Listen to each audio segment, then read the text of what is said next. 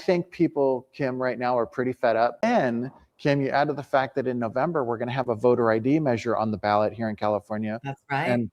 And to your earlier point about why this election is different, look, voter ID is a big deal. It's got a lot of support here in California. Over 72% of the public supports voter ID in California. Over 62% of Democrats in California support voter ID.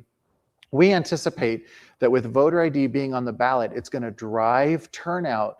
And I can tell you that if only every registered Republican who voted for Trump in 2024 were to vote for me here in 2026, I would win the election over Rod Bonta handily. We think that the voter ID being on the ballot here in November could present the same type of enthusiasm for voter turnout, that we have a community that rises up this time in this election because of all of these conditions, whether it's voter ID is on the ballot, but also that they need to do something in response to their lack of satisfaction with our leadership in Sacramento.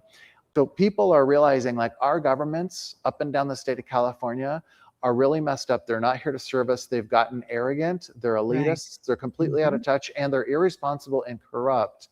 And so where we were absorbing high gas prices before, and absorbing high taxes before, and absorbing high homelessness and high crime before, we as Californians were absorbing that and sort of putting up with it and tolerating it.